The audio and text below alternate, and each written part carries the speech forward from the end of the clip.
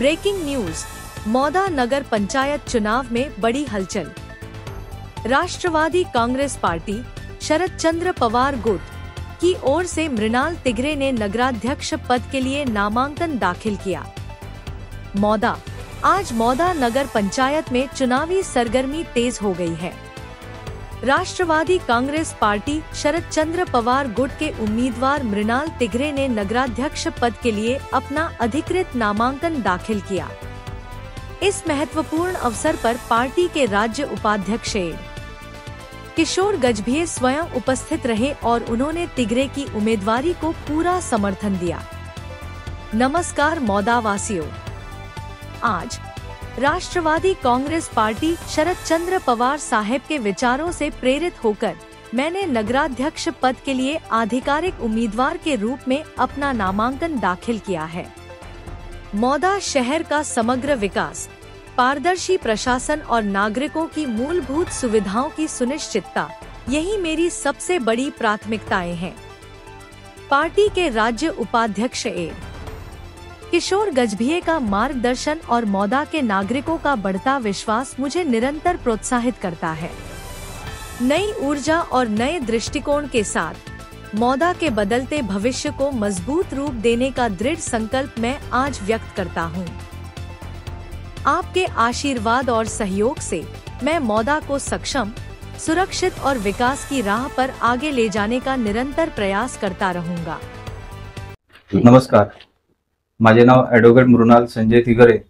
मी आज राष्ट्रवादी काँग्रेस पार्टी शरदचंद्र पवार या पक्षाच्या वतीने मौदा नगर पंचायतमध्ये नगराध्यक्ष पदाकरिता फॉर्म भरलेला आहे।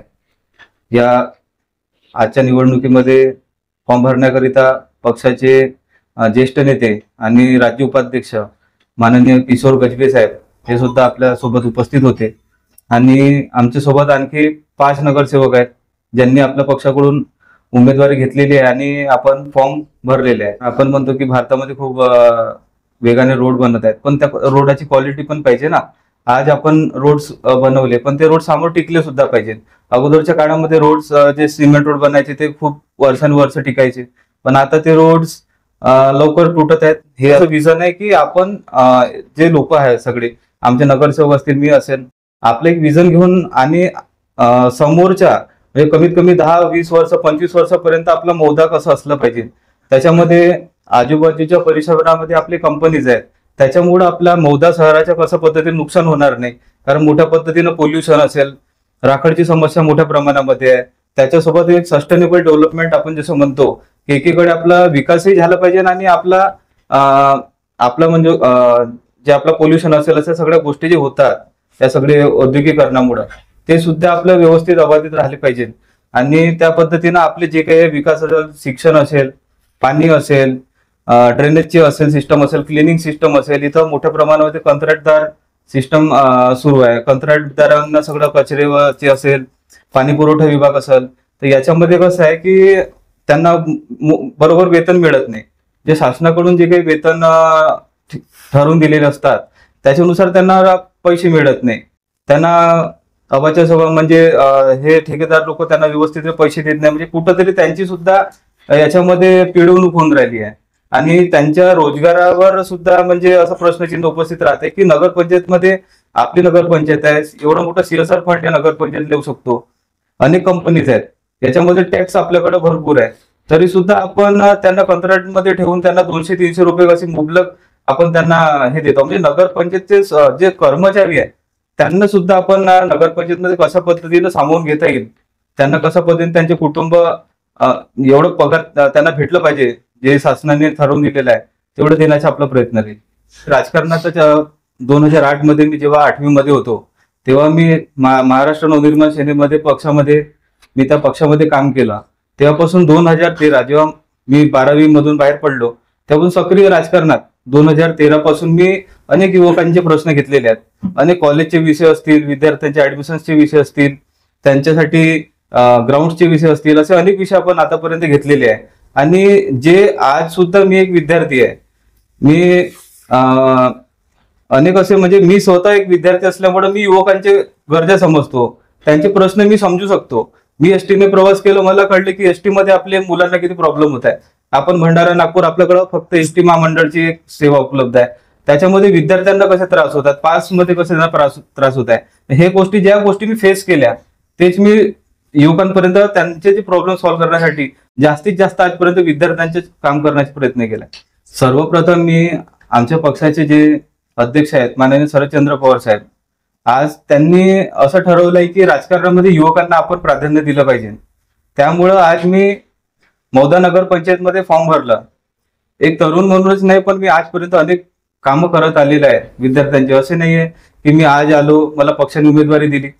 मी पक्षाकडे मागणी केली आणि पक्षाने सुद्धा मला सांगितलं की तुम्हाला तिकीट आम्ही देऊ आणि तुमच्यासारख्या लोकांना मौद्याची गरज आहे. माझ्या शिक्षणाच्या लोकांसाठी काहीतरी उपयोग झाला पाहिजे. आपण अनेक सामाजिक कामं सुद्धा करतो.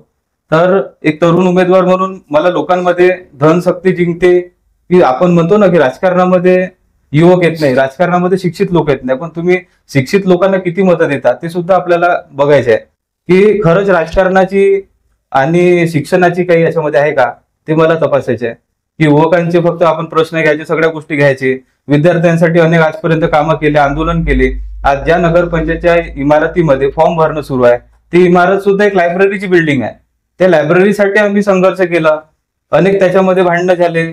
आज ते लायब्ररी सुरू झाली, एका माळ्यावर आज आपण फॉर्म भरताना दिसून राहिलो. म्हणजे आजपर्यंत नगरपंचायत स्मार्ट मौदा म्हणतो, त्या स्मार्ट मौद्यामध्ये स्मार्ट नगरपंचायतची इमारत सुद्धा नाहीये.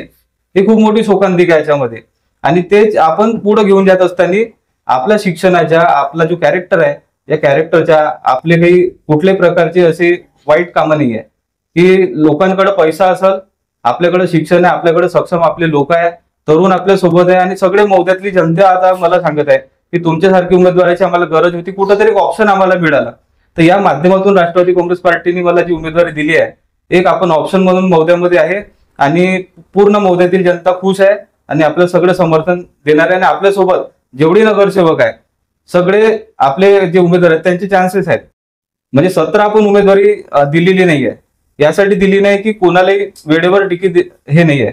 आपला पक्ष शाहू फुले आंबेडकर, शिवाजी महाराज या सगळे विचारधारा, पुरोगामी विचार मानणारा पक्ष आहे आणि या विचारावर जे पुढे आपण घेऊन जाऊ असेच लोकांना मी उमेदवारी दिली. आणि आपले 100% 5 उभे जरी केले असले तरी 5ही सीट्स निघणार आणि अध्यक्ष म्हणून आपली सीट क्लिअर होणार. कारण युवकांमध्ये आता परिवर्तनाची गरज आहे आणि मौद्यामध्ये परिवर्तन होणार, एवढं नक्की.